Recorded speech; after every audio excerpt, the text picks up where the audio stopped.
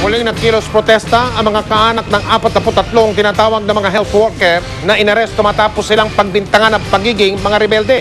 Ang sigaw ng mga nagrally, palayain na ang tinaguriang Morong 43. Nakatutok si John Veneracion.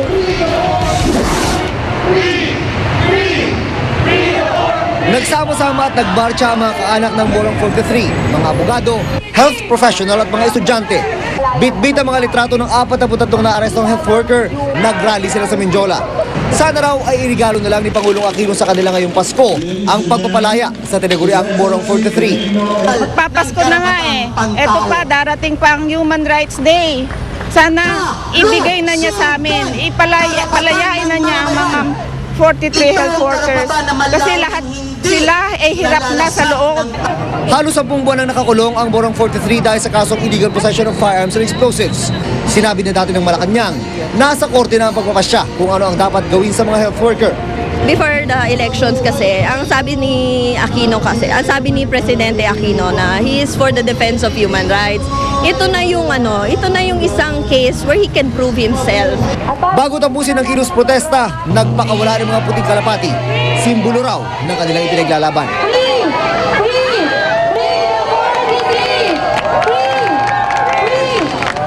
June Veneracion, Nakatutok, 24 Oras. Sa bawat problema ng bansa, ang laging tanong, meron bang nagkulang? Sino bang nakinabang? Ang mga sagot, ating ilalarawan sa panibagong misyon ng Biyaheng Totoo. Sa pagpapatuloy ng Biyaheng Totoo, tinungo ng GMA News ang mga liblib na lugar sa lalawigan ng Bukidnon na hanggang ngayon hirap sa transportasyon maging sa kanilang kabuhayan. Yan ang Biyaheng Totoo ni June Veneracion.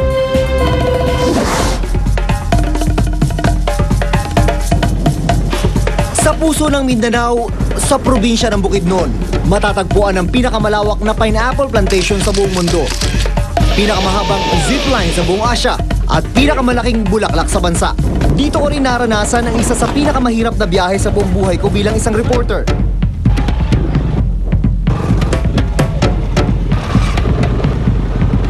May mga lugar na hindi na nakakayang panikin itong motor o ang tawag sa kanila habal-habal.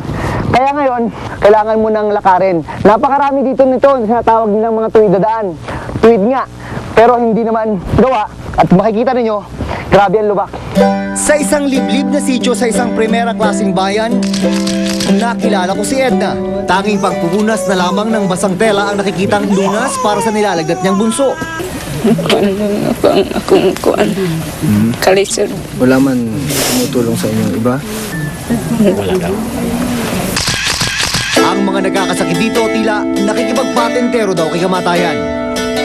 Mayroong ibang nagkasakit ay mamatay na kasi kita na yung daan na pinagdaanan. Mahirap. Pero di lang mga maayos na kalsada ang mailap sa probinsya. Sa 22 bayan at syudad, 8 bayan lang ang may ospital ng gobyerno. 3 sa bawat 10 bahay, wala pa ring sanitary toilet. At dahil 3 kada 10 pamilya dito ay mahirap, laganap ang gutom.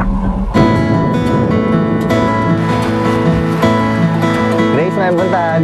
Ang mag-asawang Grace at Ricky Panta, nagtatanim at nangangalakal ng mais. Madalas pa rin kumakalam ang kanilang mga sikmura. Bihira ang mga pagkakataong nakapaghahanda sila ng ganito, sinaing na mais at talbos ng kamote. Tuwing kailan kayo nakakapagbigas, Grace? Kung mayroong harvest na mais, bili ng isang salok, so yun lang. Sa layo ng kanilang lugar at kakulangan sa gamit na teknolohiya, hirap daw silang iproseso at ibenta ang mga mais at iba pang produkto sa kabisera, lalo na kapag ito'y nabasa.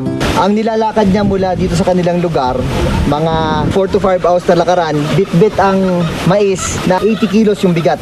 Kaya ang mga magsasaka sa bayang ito, napapikit na lang nang mawala ang kabibili pa lamang na solar tunnel dryer ng kanilang munisipyo na para daw sana sa magpapatuyo ng kanilang mga ani. Ayon sa kasong isinampa ng Ombudsman sa Sandigan Bayan, inilipat daw ng isang mataas na opisyal ang solar tunnel dryer sa kabilang bayan para ipagamit sa isang NGO.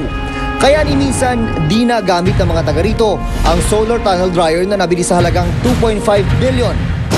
Sa kabilang bayan, nakita kong nakatambak ang solar tunnel dryer sa warehouse ng isang pribadong kooperatiba. Kung tutusin, malaking ginhawa na sana sa mga gaya nila Edna ang katumbas ng perang ipinambili sa di naman daw nila napakinabangang solar tunnel dryer. The money could have been put to better use, even for road buildings, for electricity. I've been to those places, nakakaawa talaga yung mga tao doon. No?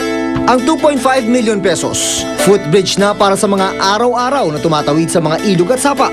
Malinis sa tubig para sa komunidad. Karagdagang classroom, upuan o libro para sa mga pampublikong paaralan ng munisipyo. Gamot para sa mga may sakit o di kaya'y gamit para sa klinik. Nag-ambag-ambag yung mga taga rito para may patayo itong tinatawag nilang health center. Pero sa loob, wala kang makikita indikasyon na health center nga itong istruktura nito. Bakanting-bakante ang loob ng kwarto. Kay Presidente Noynoy Aquino, yung mga hinanaing ng Sabi ng Pangulo, magwawakas na ang pamumunong manhid sa mga daing ng taong bayan. Ang mga taga rito, di naman daw naglilimos ng tulong sa gobyerno. Basta tapat at totoo raw ang mga nasa serbisyo, gagaan ang kanilang kalbaryo at mas madali ang pagharap sa mga hamon ng buhay. Ako si Jun Veneracion, ito ang aking biyaheng totoo.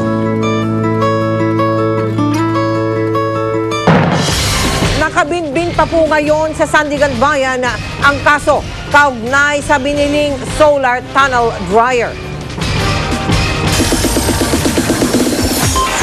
Chika Minute! It's me again mga kapuso. May bound uling may init na chika para sa inyo. Marian Rivera at Jillian Ward nagkulitan sa una nilang pagsasama sa Christmas serye. Bonding nila sa taping Sulyapan. At dare ng survivor castaways na sina Aubrey Miles at Solen Yusaf natatakbo ng hubot-hubad sa isla sakaling makasali sila sa Final 3. Pangatawanan kaya nila? Malalaman natin ang sagot dyan at iba pang may init na chika maya-maya lang. Susunod! Mga pulis at mga pinaalis na mga residente sa Taguig nagkainitan.